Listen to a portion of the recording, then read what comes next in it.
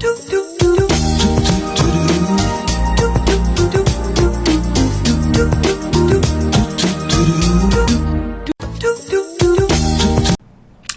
les potos, c'est Baki187. Aujourd'hui on se retrouve pour une petite vidéo achat du mois. Ici c'est un achat du mois un peu regroupé, parce que comme vous le savez pour l'instant avec le problème sanitaire qu'on a, c'est franchement pas évident de commander et d'avoir tout en temps et en heure. Donc ici ce sera un achat du mois qui va regrouper le mois d'avril, enfin le mois de mars et avril, et un petit peu le mois de mai aussi, parce que j'ai reçu des colis aujourd'hui.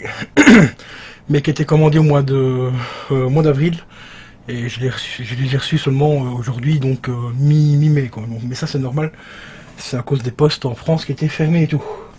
Donc nous allons commencer par le petit vinyle que je vous avais déjà présenté en unboxing, mais ici c'est une vidéo où je représente un petit peu tout. Donc voilà, Mikoul, le dernier album en vinyle que je me suis racheté, donc Anouk. Son premier album, c'est une réédition qui date de, si je dis pas de conneries, 2016.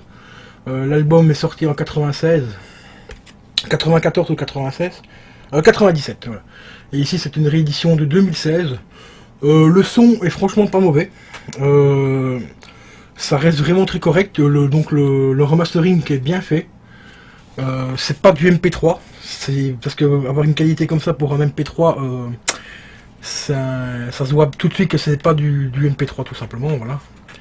Alors à l'intérieur on trouve tout simplement le vinyle dans une pochette noire comme ça.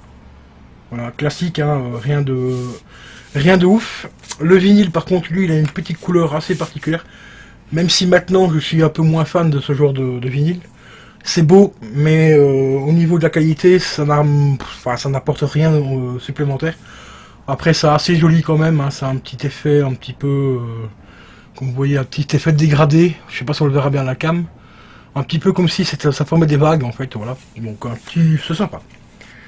Mais c'est pas ça qui améliore la qualité du son et tout, ça donne juste un petit air, un petit look sympa au vinyle. Ensuite à l'intérieur nous avons une petite pochette comme ceci qui regroupe tous les albums d'Anouk. Donc le premier album, le deuxième, le troisième, qui est juste ici, le quatrième et le cinquième album. Cinquième album que, personnellement, je vous recommande pas du tout. Elle a perdu énormément en qualité au fil des années. C'est vraiment malheureux, mais malheureusement, bon, c'est comme ça. Donc le premier, donc celui que j'ai là, c'est une réédition d'avril 2016. L'autre, c'est une réédition de mai 2016. Le deuxième, donc le gris, qui est ici au milieu, là, juste ici. Pareil aussi, mai 2016, et le rouge, c'est juin 2016, et l'autre c'est juillet 2016. Donc ils ont vraiment ressorti quasiment tous les albums sur l'année 2016. Hein.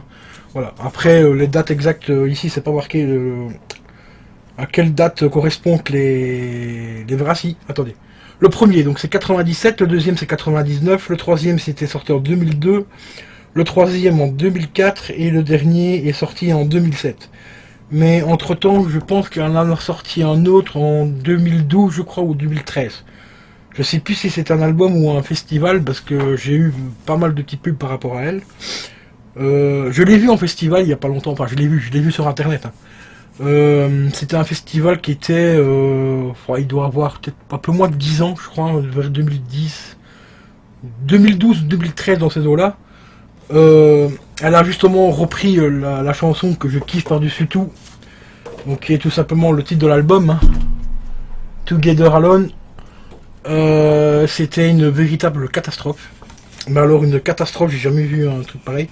Bon après je sais qu'elle a eu pas mal de soucis de santé, parce que bon comme beaucoup d'artistes américains malheureusement elle a eu quelques petits soucis d'alcool, de drogue et ainsi de suite.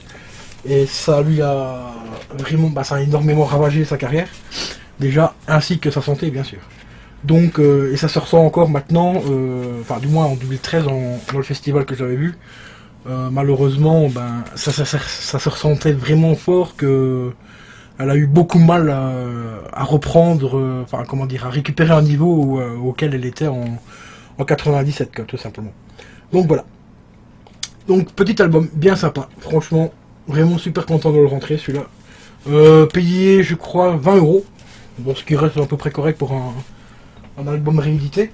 Ensuite, j'ai rentré également, courant du mois de mars, non, avril, la petite pop ici. Donc c'est tout simplement le Captain America Venomisé, voilà, pour 7,60 €. Franchement, très très très belle pop. Il y en a d'autres derrière, mais derrière j'ai une étiquette et ça je ne vais pas essayer de l'enlever, donc je pourrais pas vous montrer toutes les autres. Bon, au milieu ici, vous avez celle que j'ai, la Venom. À côté ici, juste là, il y en a une autre. Et c'est Venom, tout simplement, normal apparemment. Ensuite, on a Venom Iron Man, donc juste là. Que celle-ci, je vais essayer de posséder également parce qu'elle est franchement pas mal. Après, on a le Hulk Venomisé. Voilà. Et on a Carnage, bien sûr, Carnage. Carnage qui est moins belle, je trouve, dans cette collection-là que d'autres versions que j'ai déjà vues. Mais sinon, celle d'Iron Man et de Hulk, franchement, assez sympa.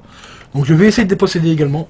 On verra si j'arrive à y trouver assez facilement ou pas. Et ici, j'ai enfin rentré ce que j'attendais avec la plus grande impatience. Comme vous voyez, c'est un petit colis. Donc on va se déballer ça ensemble, les amis.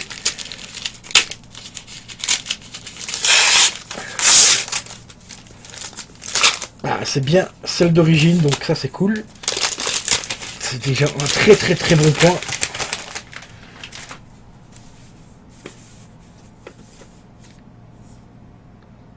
Touch Store Home Video, donc c'est bien la version belge. Enfin, une des versions belges, il y en a eu deux. Il s'agit tout simplement de la cassette VHS du film, de mon film, hein, collector suprême, que je surkiffe, donc le film The Claw, avec Brandon Lee. Et pour ceux qui se demandent pourquoi est-ce que j'ai racheté ce film-là en cassette vidéo, c'est tout simplement pour deux choses, parce que les cassettes vidéo ici, en version belge, il y en a deux normalement. Il y a celle-ci et une autre qui est sortie chez Belgame Vidéo. Et ben, il paraît, moi je l'ai vu à l'époque, mais je me rappelle plus du tout.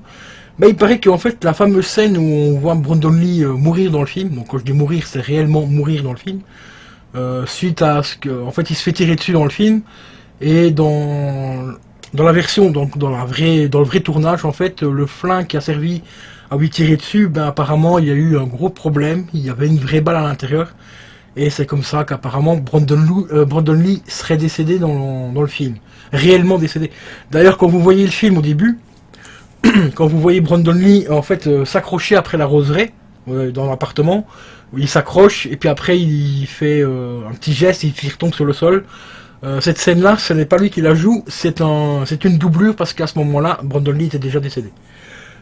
Car cette scène-là, en fait, a tout simplement été tournée à la fin du film et au montage, ils l'ont mis au début. Ça se faisait beaucoup à l'époque et encore maintenant, il y a encore quelques films où ils tournent les scènes du début, mais vraiment en fin de tournage, parce que c'est des petites scènes donc qui sont assez faciles à tourner, donc ils préfèrent les tourner à la fin et se concentrer sur les scènes un peu plus compliquées à tourner. En même temps, ça fait une petite économie d'argent, hein, donc voilà. Donc c'est pour ça que cette scène-ci, elle est vraiment cultissime, parce que c'est la scène du début du film, mais où on pense voir vraiment Brandon Lee, mais ce n'est pas lui. Malheureusement, c'était une doublure, car il était déjà décédé à ce moment-là. Ça faisait déjà, je crois, si je me rappelle bien, d'après les sources que j'avais vues à l'époque, ça faisait déjà au moins une semaine, voire 15 jours que Brandon Lee était décédé au moment que ils ont tourné cette scène-là à la fin du film, tout simplement. Voilà. Et au montage, ils ont remonté au début, et voilà. Donc, ça fait vraiment plaisir d'avoir rentré la cassette, surtout qu'elle est en très très très bon état. Franchement, enfin, du moins la boîte, on va regarder ensemble. Ah, par contre, le mec s'est un petit peu trompé en mettant l'affiche, mais c'est pas grave, on va rectifier ça de suite, parce que la cassette se voit en l'envers.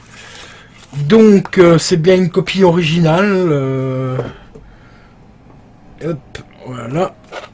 Tout est marqué dessus ici. Réservé exclusivement à la vente, une chambre de clos, machin. Et bien sûr, on a surtout le petit symbole ici qui certifie que c'est bien une cassette originale.